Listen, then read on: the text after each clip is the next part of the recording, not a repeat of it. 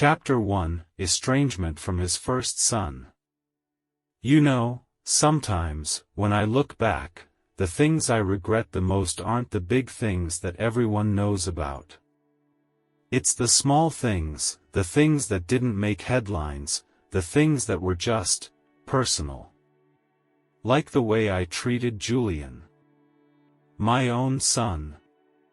I was so wrapped up in my own world, in the madness of it all, the Beatles, the fame, the music, the revolution. Everything was spinning around me, and I was too busy trying to figure out who I was to even realize I was losing the people who mattered the most. I was so caught up in my own ego, my own desires, my own need to break free from the past, that I lost sight of what really mattered. And Julian, he was the one who suffered. I was distant. I wasn't there for him. I was so wrapped up in my own emotional turmoil, my own battles, that I didn't see how much he needed me. He was just a kid, you know. He didn't ask for any of this. He didn't ask for his father to be a rock star, or for his family to fall apart, or for the whole world to be watching us. And yet, there I was, too busy with my own shit to even be there for him. I left Cynthia, and with her, I left Julian. I thought I was doing the right thing. I thought I was finding myself, I thought I was finding happiness. And maybe I was, in some ways. But in the process, I lost him. I lost the chance to be a father to him when he needed me the most. And that's something I'll never forgive myself for. It wasn't just the distance, the physical distance. It was the emotional distance too. I wasn't there for him when he was struggling. I wasn't there when he needed a father, a guide, a role model. I was too busy with my own rebellion, my own search for meaning, my own need to break free from everything I thought was holding me back. But in doing that, I ended up breaking something that mattered more than anything, my relationship with my son. And it's not like I didn't try. There were times, later on, when I tried to reach out, tried to make things right. But by then, the damage had been done. The distance between us was too great, and the years lost were too many. I couldn't go back and fix what I had broken. I couldn't undo the hurt I had caused. I think about it a lot. I think about the things I could have done differently.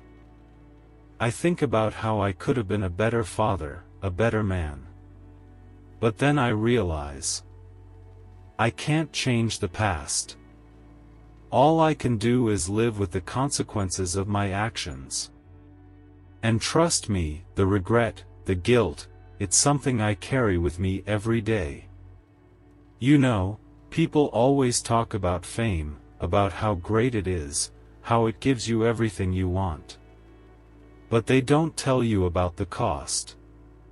They don't tell you that while you're out there chasing your dreams, you're losing the things that matter most. The people who love you, the people who need you. They don't tell you that sometimes, in the pursuit of your own freedom, you end up shackling yourself to a lifetime of regret. And that's what happened with Julian. I thought I was doing the right thing, but I wasn't. I wasn't there when he needed me. I wasn't the father he deserved. And no matter what I do now, I can't undo the past. I hope, in time, he can understand. I hope he can see that it wasn't about him, that it was about me, and the mess I was making of my own life. But I know that doesn't make it right. It doesn't make up for the time lost, for the things left unsaid, for the love that should have been there and wasn't. And so, all I can do now is try to be better. Try to make amends, even if it's too late. Try to be the man I should have been, even if it's a little too late to be the father I should have been. But I'll never stop trying. Because that's the only thing I can do now. Chapter 2, Domestic Violence and Aggression.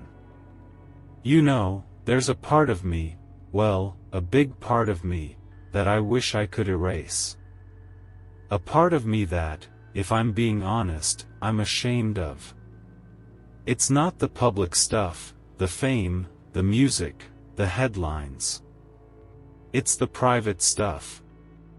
The things I did when no one was looking, the things I said, the things I became. I used to think I was a tough guy, you know? A rebel, a fighter. I thought I had to be strong, to show the world that I wasn't some soft, vulnerable man. But the truth is, I wasn't strong at all. I was weak. I was insecure, angry, full of fear. And the worst part? I took that out on the people I loved the most. I was abusive. I was cruel. I hurt the people closest to me, especially the women in my life. And I can't deny it. I can't pretend it didn't happen. I was an idiot, a bloody fool, and I made so many mistakes. I hurt Cynthia, I hurt others too, and I'll never forgive myself for that.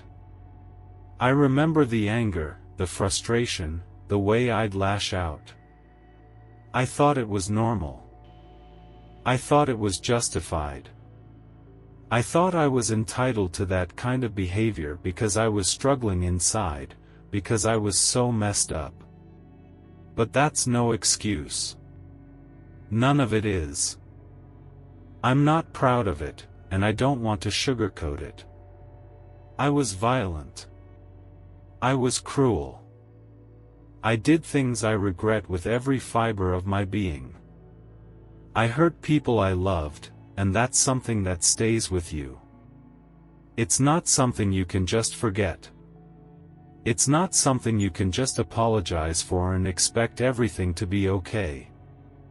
The damage was done, and the guilt, the shame, it's something I carry with me. But I've tried to change. I've tried to grow. I know I'll never be able to undo the past, but I've spent a lot of time reflecting on it, on who I was, and who I want to be. I've tried to become a better man, a better person, someone who doesn't let his anger control him, someone who doesn't take out his pain on others. I know that's not enough. I know I can't just say I'm sorry and expect forgiveness. I know I can't change what happened. But what I can do is be better now. I can learn from the mistakes I made, even if they're the hardest lessons I've ever had to learn.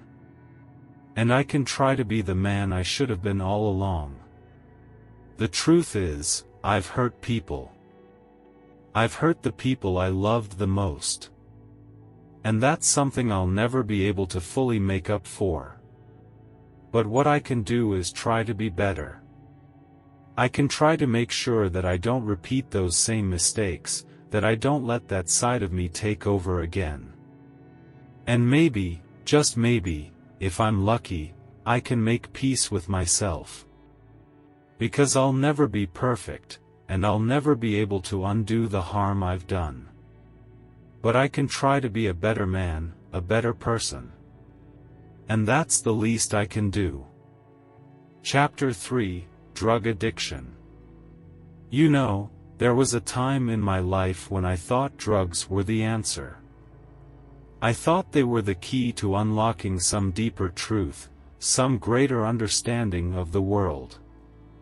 But all they did was take me further away from who I was, further away from the people who loved me, and further away from the music that mattered.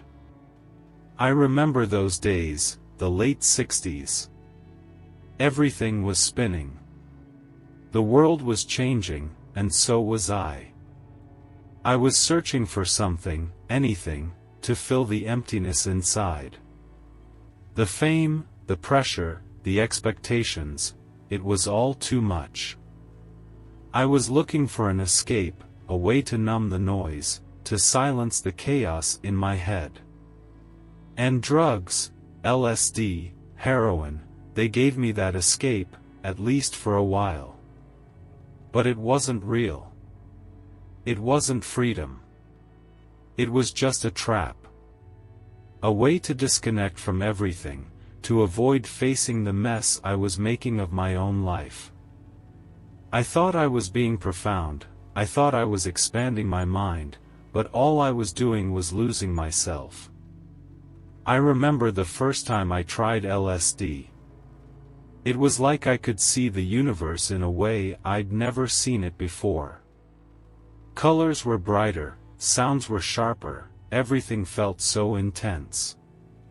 But after a while, that intensity became overwhelming.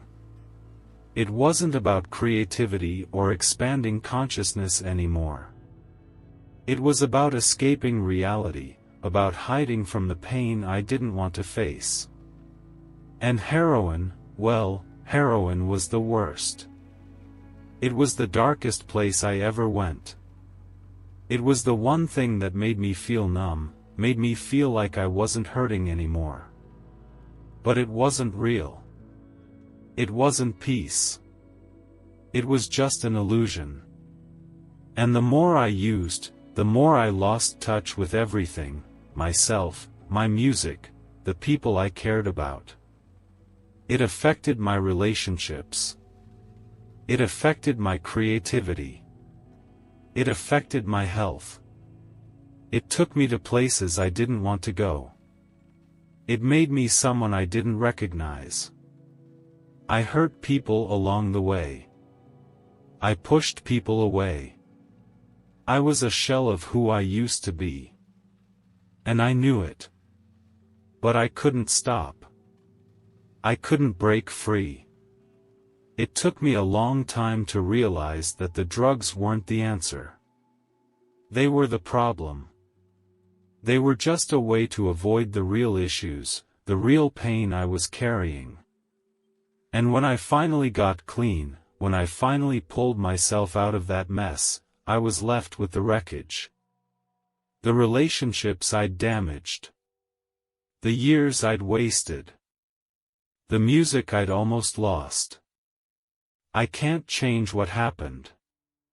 I can't undo the damage. But I can tell you this, I learned the hard way. I learned that there's no shortcut to peace, no magic pill to fix everything. The only way out is through. The only way to find peace is to face your demons, not run from them. I don't regret the music, the creativity, the art that came from that time. But I regret the way I treated myself. I regret the way I treated the people who loved me. I regret losing myself in something that was never going to save me. And now, I look back, and I see the damage. I see the wasted time, the lost years. But I also see the lessons. I see the strength it took to get out of that hole, to rebuild my life, to rediscover who I really was. It wasn't easy. It wasn't quick. But it was worth it. Drugs never gave me what I was looking for. They only took. But in the end, I found something far more valuable, the real me. And I'll never lose sight of that again. Chapter 4, Abandonment by his father. You know, sometimes I wonder what kind of man I would have been if my father had stuck around. If he hadn't just disappeared. If he hadn't left us when I was just a kid. I don't remember much about him, not really. I remember the stories my mum told me, and the bits and pieces that I pieced together over the years. But mostly, I remember the feeling of being abandoned. The feeling of being left behind. It was like a hole in my heart, and no matter how much I tried to fill it with music, with fame, with all the things I thought I wanted, it was always there. Always aching. He was a sailor, you see. Came and went. But one day, he went and never came back. I was just a little boy, but I could feel it. I could feel the absence, like a shadow that never left. I didn't understand it then, not fully.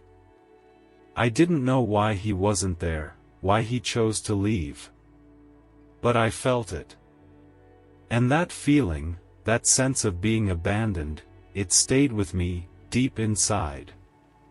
It wasn't just about the man he was or the man he wasn't, it was about what it did to me. It made me feel small. It made me feel like I wasn't enough. Like I wasn't worth sticking around for. And no matter how many people came into my life, no matter how many friends or lovers or fans, there was always this part of me that felt like I wasn't worthy of love. That I wasn't worthy of being seen. I didn't want to admit it, not then. I didn't want to show anyone that I was hurt. I didn't want to be vulnerable. But I was. I was hurt. I was angry. And that anger, that deep, seething anger, it came out in all sorts of ways. I pushed people away. I built walls.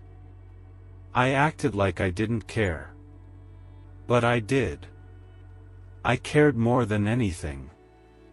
I remember, years later, when I found out he was still alive.